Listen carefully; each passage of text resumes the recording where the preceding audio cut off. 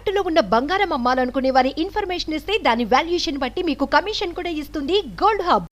Medchal BRS party MLA మాజీ మంత్రి మల్లారెడ్డికి సంబంధించినటువంటి ఇంకో హాట్ టాపిక్ తెరపైకి వచ్చినటువంటి పరిస్థితి. మొత్తానికి తెలంగాణ ముఖ్యమంత్రి రేవంత్ రెడ్డి ఇంటికి మల్లారెడ్డి హుటాహుటిన పోతున్నాడనేటటువంటి చర్చ వినబడతా ఉన్నది. ఎందుకంటే మల్లారెడ్డికి సంబంధించినటువంటి భూ వివాదానికి సంబంధించినటువంటి కేసు తెరపైకి వచ్చినటువంటి పరిస్థితి.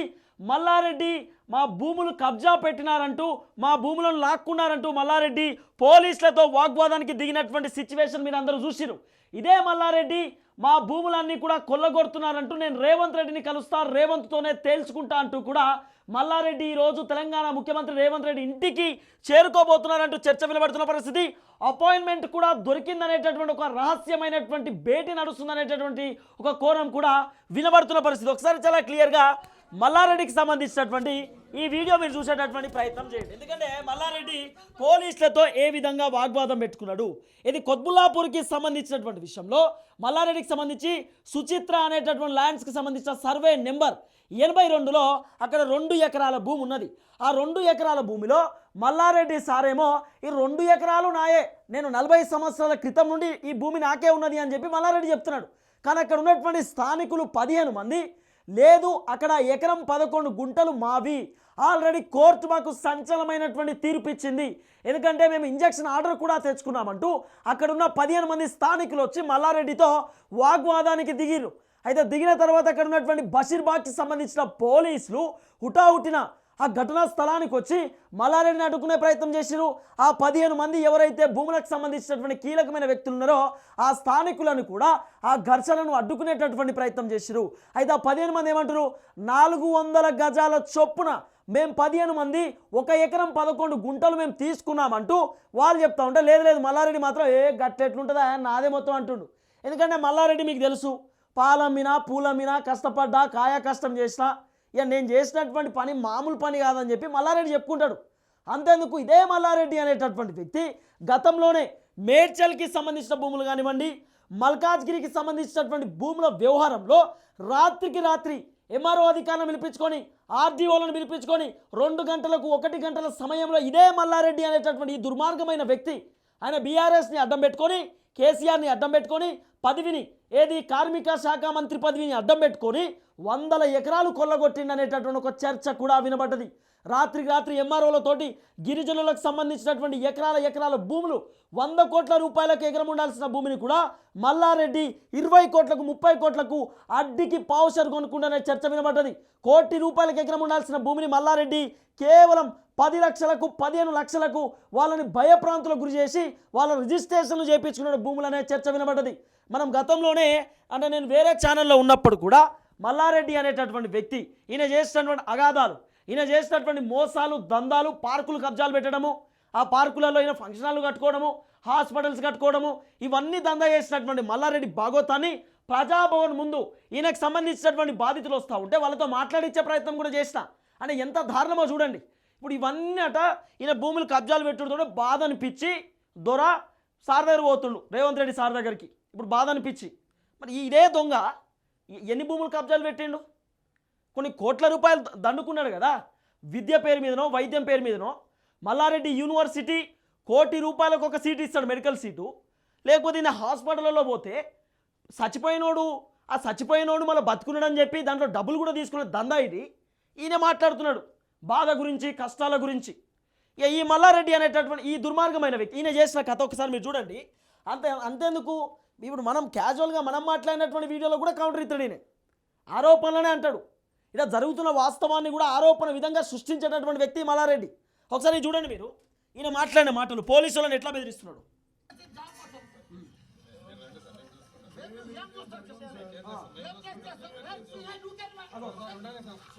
స్థానిక ఎస్ఐ సిఐ ఉన్నారు. కోర్టు వివాదంలో ఉన్నటువంటి భూమి దగ్గర పంచాయతీలు నడవద్దంటూ అక్కడ ఉన్నటువంటి పోలీసులు కూడా గౌరవనీయులు, పెద్దలు, వయసులో పెద్ద, అనుభవంలో పెద్ద, రాజకీయ నాయకుడు, అక్కడ స్థానిక ఎమ్మెల్యే, మాజీ మంత్రిగా ఉన్నాడు, బీఆర్ఎస్ పార్టీలో కీలక పాత్ర పోషిస్తున్నటువంటి వ్యక్తి. సో ఆయనకు గౌరవంగా పోలీసులు చెప్పారు. సారు వినలేదండి, ఎందుకంటే సారు రూటే సపరేటు. ఎందుకంటే పాలు పూల మీద 1 కోటి రూపాయలు సంపాదించినప్పుడు మరి ఎట్లుంటుంది కథ మీకు తెలియదా. ఇక ఓవర్ యాక్షన్ చూడండి, మల్లారెడ్డి ఓవర్ యాక్షన్ మొత్తం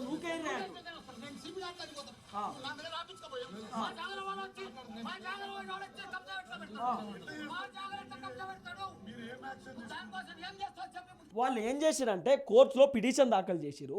2 ఎకరాలలో 1 ఎకరం 11 గుంటలకు సంబంధించి అటు వాళ్ళు మధ్యలో ఫెన్షన్ వేసుకొని అటు వాళ్ళు చేసుకుంటున్నారు, ఇటు మల్లారెడ్డిది అన్నట్టు. లేదు లేదు, ఏ రేకులు కూల్చేయరా మొత్తం మాదే అని చెప్తున్నాడు సారు. అంటే ఇంత భయంకరమైనటువంటి వ్యక్తిని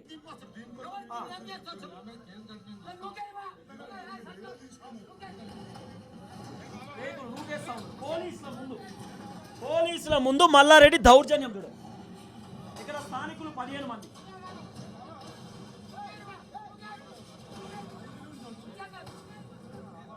ఎంత దౌర్జన్యం మల్లారెడ్డిది. అరే బాబు, అధికారం పోయిందనేటటువంటి అది లేదు. మా ముఖ్యమంత్రి ఉన్నాడు, ఇంకా కేసీఆర్ ముఖ్యమంత్రి అనుకుంటున్నాడు.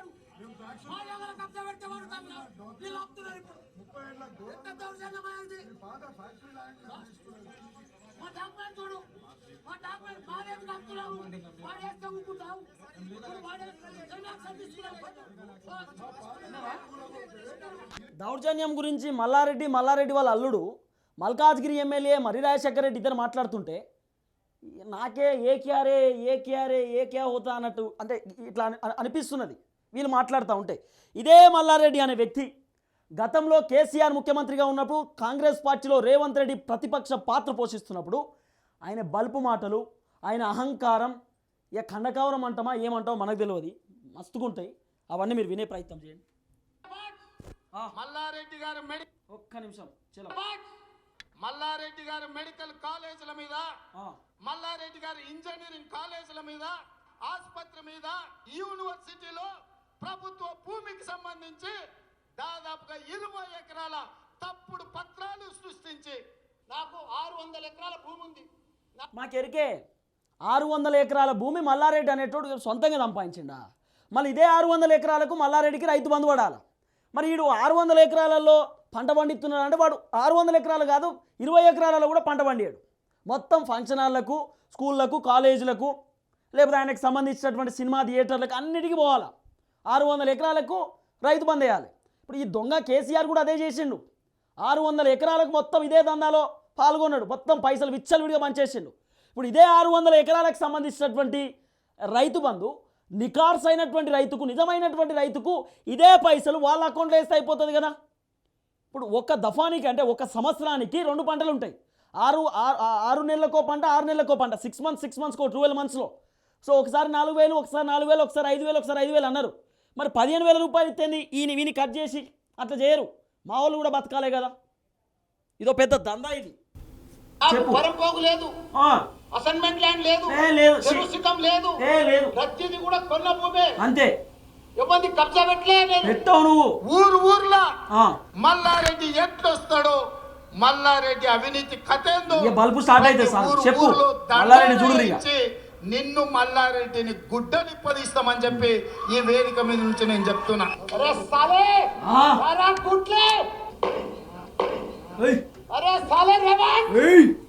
రేపు నేను రాజీనామా చేస్తా, నా మంత్రి పదవికి రాజీనామా చేస్తా, నా ఎమ్మెల్యే పదవికి రాజీనామా చేస్తా.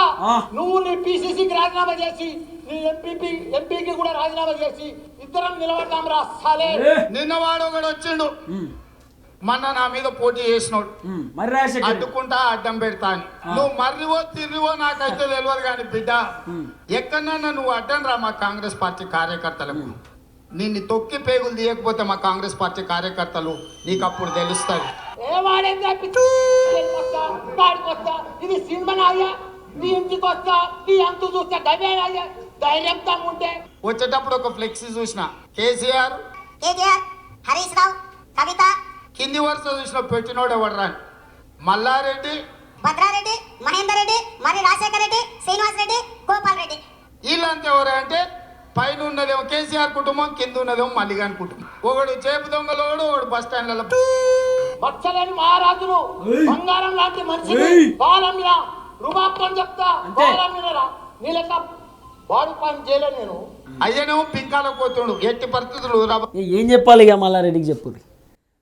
ఏమో బూతులు కాదు, భలే బూతులు తిట్టుకుర్రు.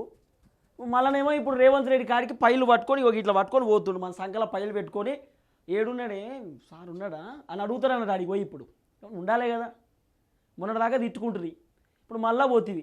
ఇదే మల్లారెడ్డి ఏం చేసిండు ఎరికేనా, కాంగ్రెస్ పార్టీలోకి రావడానికి నానా తంటాలు పడ్డాడు. ఎందుకంటే మల్లారెడ్డి వాళ్ళ అల్లుడు మర్రి రాజశేఖర్ రెడ్డిది ఇగో కాలేజీ కూల్చేసారు. ఇది MLRET కాలేజు, దుండిగల్ కాడు ఉంటుంది. చెరువును కబ్జా పెట్టి 10 ఎకరాల చెరువును మొత్తం కూడిపేసి మట్టి తెచ్చి పోసి ఈ కాలేజీని కట్టించిండు Marri Rajashekar Reddy. MLRET college engineering ఉంటుంది, దీనిలో మెడికల్ కూడా ఉంటుంది. ఈ కాలేజీని HMDAకి సంబంధించిన అధికారులు, స్థానిక కలెక్టరు అక్రమంగా కట్టిరంటూ కూడా అక్కడికి వచ్చి కూల్చేసేటువంటి దాఖలాలు మనం చూసాం. తర్వాత మల్లారెడ్డికి సంబంధించిన మెడికల్ కాలేజ్ ముందు శ్మశాన వాటికలో మల్లారెడ్డి రోడ్డు కట్టించిండు. ఇక మా అయ్య జాగిరి ఏదైనా నత్తదని ఉంటుంది కదా వాళ్ళకు, ఏది పడితే అది కట్టించారు అన్నట్టు బీఆర్ఎస్ పార్టీ అధికారంలో ఉన్నప్పుడు. అప్పుడు ఏం చేశారు, HMD అధికారులు వచ్చి అది కూడా కూల్చేసే ప్రయత్నం చేశారు. ఇక మల్లారెడ్డికి ఇక చుక్కలు కనబడుతున్నాయి, కారిపోయేటటువంటి సిచ్యువేషన్కి వచ్చిన ఏం చేయాలా, సింపుల్గా కాంగ్రెస్ పార్టీలోకి దునకాలి. లేకపోతే నేను చేసిన అవినీతి బయటపడుతుంది, నా కుటుంబ సభ్యులు చేసినటువంటి అవినీతి బయటపడుతుంది, మా కాలేజీలో నడుస్తున్న దందా బయటపడుతుంది. ఇదంతా కూడా ఇబ్బంది అయ్యేటటువంటి అవకాశం ఉంది. ఒకవేళ నేను అరెస్ట్ అయితే నా అనుచరులు కూడా అరెస్ట్ అవుతారు, నా అనుచరుల కుటుంబ సభ్యులు కూడా రోడ్డుపైకి వచ్చే పరిస్థితి ఉంటుందని చెప్పి చేతులు కలిపే ప్రయత్నం చేసిండు. రేవంత్ రెడ్డిని గతంలో మల్లారెడ్డి అనేక సార్లు అపాయింట్మెంట్ అడిగిండట. రేవంత్ రెడ్డి ఇవ్వలేదు. ఎందుకు ఇవ్వలే, ఇలాంటి బూతులు తెచ్చినప్పుడు ఎవరిస్తారు? ఈ మల్లారెడ్డి ఊహించలే, మళ్ళీ మేమే అధికారంలోకి వస్తాం, మేము మాకేమవుతుంది అనుకున్నాడు. కానీ ఎప్పుడైతే నేను చెప్పిన గతంలోనే ప్రతిరోజు ఆదివారం ఉండదు, ఆదివారం 5 రోజులు 6 రోజులకు ఒకసారి వస్తుంది, ప్రతిరోజు ఆదివారం అనుకుంటే కరెక్ట్ కాదు కదా. సో ఇది మల్లారెడ్డికి అర్థం కావాలా. ఇప్పుడు రేవంత్ రెడ్డి అపాయింట్మెంట్ కోసం ఉరికిండు, గతంలో నుండి రాలే. అంతేందుకు ఇదే మల్లారెడ్డి చాలామంది కీలకమైనటువంటి నేతలతో మాట్లాడినట్టు, నన్ను కాంగ్రెస్ పార్టీలోకి తీసుకోండి ప్లీజ్ ప్లీజ్ అని. వాళ్ళు తీసుకోలే. అసలు రేవంత్ రెడ్డి 1% కూడా మల్లారెడ్డిని దగ్గరికి రానియలే. బట్టలు గిట్టలు అన్నీ చదువుకున్నాడు సారు, చదువుకొని బట్టలు డ్రైవర్ పాయింట్ అంగి అన్నీ వేసుకొని గాంధీ భవన్ కాడికి పోయి పౌడర్ పెట్టుకొని నిల్చుందామని అనుకుండు. కానీ గాంధీ భవన్ ముంగట అలో చేయలేదు, గేట్లు గట్టిగా బిగిసి పెట్టిరు. కాబట్టి మల్లారెడ్డి పోలేకపోయిండు. ఇదే మల్లారెడ్డి DK శివకుమార్ దగ్గరికి పోయిండు. DK శివకుమార్ కర్ణాటకకు సంబంధించినటువంటి ఉప ముఖ్యమంత్రి. ఆయన దగ్గర పోయి సార్ ప్లీజ్ నన్ను రేవంత్ రెడ్డిని ఏం చేయకని చెప్పండి సార్, నాతో అయితలేదు, దుండిగల్ మా అల్లుని కాలేజ్ కూల్చేసిర్రు, JCB తోటి మొత్తం కథం చేసేసిర్రు, నా కాలేజ్ ముంగట రోడ్డు కూల్చేసిర్రు అని చెప్పి ఓ యమపత్లాడు కాదు, కాళేశ్వరం పిల్లర్లు కూలిపోయినాయి కానీ JCB తోని కొడితే ఇది కూల్తలేదా, ఇది చూడు ఎంత బాధ ఉంటుంది మల్లారెడ్డికి. 100 కోట్ల రూపాయలు పెట్టి కడితే భారతీ సిమెంట్, నాకు తెలిసి భారతీ సిమెంట్ అనుకుంటున్నా, ఎందుకంటే అటు జగన్మోహన్ రెడ్డి బ్యాచ్ ఇదంతా, కట్టిస్తే కట్టివచ్చు అట్లా కూడా. లేకపోతే my home cement, my home Rameswaram అత్యంత సన్నిహితుడుగా ఇళ్లకు అట్లా కూడా ఉపాయం కడతారు. అంతమంది అద్దం లాంటి బిల్డింగ్ని కూలగొడితే ఎంత బాధ ఉంటుంది మల్లారెడ్డికి. అందుకే మల్లారెడ్డి సారు కాంగ్రెస్ పార్టీలో పోనీకి రెడీగా ఉన్నాడు, కానీ అపాయింట్మెంట్ ఇవ్వలే. ఈరోజు మాత్రం భూములకు సంబంధించిన వ్యవహారం విషయంలో నాకు ఇబ్బంది ఉంది, ఒక ఎమ్మెల్యే లెక్క నేను పోయి రేవంత్ రెడ్డిని కలవాల్సిన బాధ్యత నాకుంది. ముఖ్యమంత్రి ఆయన స్థాయిలో ఉన్నాడు, నేను ఒక స్థానిక ఎమ్మెల్యే, మేడ్చల్ ఎమ్మెల్యేగా ఉన్నా, నేను ఖచ్చితంగా రేవంత్ రెడ్డిని కలుస్తా అంటూ అపాయింట్మెంట్ తీసుకునే ప్రయత్నం చేసినట్ట. అపాయింట్మెంట్ కూడా గ్రీన్ సిగ్నల్ వచ్చిందంటూ ఒక చర్చ వినబడుతున్నది. మల్లారెడ్డి సడన్గా హుటాహుటిన రేవంత్ రెడ్డిని కలవడానికి రేవంత్ ఇంటికి పోబోతున్నాడనే చర్చ వినబడుతున్నది. ఒకవేళ ఇంటి దగ్గర పాసిబిలిటీ లేకపోతే సెక్రటేరియట్లో కలవచ్చు అనేటటువంటి ఒక చర్చ వినబడుతుంది. ఎందుకంటే సెక్రటేరియట్కి సంబంధించి ఆల్రెడీ క్యాబినెట్ మీటింగ్ నడుస్తున్నటువంటి నేపథ్యంలో, క్యాబినెట్ మీటింగ్ అయిపోయిన తర్వాత బ్రేక్ సంబంధించి అంటే బ్రేక్ ఇస్తున్నటువంటి నేపథ్యంలో 1 గంట 2 గంటల సేపు బ్రేక్ ఉంటుంది కదా, టీ బ్రేక్ లేదా లంచ్ బ్రేక్, ఆ కోణంలో మల్లారెడ్డి కలిసే సిచ్యువేషన్ ఉండొచ్చు, లేదా ఈవినింగ్ రేవంత్ రెడ్డి వాళ్ళ ఇంట్లో మల్లారెడ్డి స్పెషల్ భేటీ ఉండొచ్చు అనేటటువంటి చర్చ వినబడుతున్నది. మల్లారెడ్డి కాలేజీలో జరిగినటువంటి సంఘటన కూడా మీరు చూడాలి. ఫుడ్ పాయిజన్ అయ్యి ఎక్కడికక్కడ ఇబ్బంది పడడము, అనేక కోణాలలో తిప్పలు పడడము. ఒకసారి ఉన్న మల్లారెడ్డి మనం మాట్లాడుకుంటే శాతభారతం ఉంటుంది. పూరా మల్లారెడ్డి కాలేజు మొత్తం ఫుడ్ పాయిజన్, వానపాములు, జర్రిపోతలు, కప్పలు, గాండ్ర కప్పలు ఇవన్నీ వస్తాయట దాంట్లో, బల్లులు. అమ్మాయిలు చూడండి, మల్లారెడ్డి కాలేజ్లో ఫుడ్ పాయిజన్ వల్ల ఎంతమంది ఇబ్బంది పడ్డారు. ఇప్పుడు చదువుకునేటటువంటి అమ్మాయిలు వి వాంట్ జస్టిస్ అంటూ ఉన్నారు కాలేజ్లో. సో ఇది మల్లారెడ్డి కథ. మళ్ళీ ఏసీసీ అంటారు. మళ్ళీ నిజంగా మల్లారెడ్డి వాళ్ళ కోడలు కూడా, అంటే మనం వేరే కోణంలో మాట్లాడొద్దు కానీ సేమ్ మల్లారెడ్డి లెక్కనే మాట్లాడుతున్నామే, same as it is Malla Reddy. Malla Reddy ఏమో నేనా అనేటట్టు ఆమె కూడా నేనా అంటుంది, యాజ్ ఇట్ ఈజ్, నన్ను నో మోర్. భలే మాట్లాడుతుర్రా అబ్బా నిజంగా. అంటే ఏడ నేర్చుకుర్రా మరి, ఏమైనా యాక్టింగ్ స్కిల్స్ ఏమైనా ఏడికన్నా పోయి నేర్చుకునే ప్రయత్నం చేసినా ఏం పాడు. పావంగా భద్రారెడ్డి మంచోడు, మల్లారెడ్డి వాళ్ళ కొడుకు భద్రారెడ్డి మంచోడు. ఎందుకంటే భద్రారెడ్డి వివాదాల్లో చిక్కుకోడు ఎప్పుడు కూడా. ఆయనకంటూ ఒక సపరేట్ రాజకీయ కోణాన్ని ఆయన తయారు చేసి పెట్టుకున్నాడు.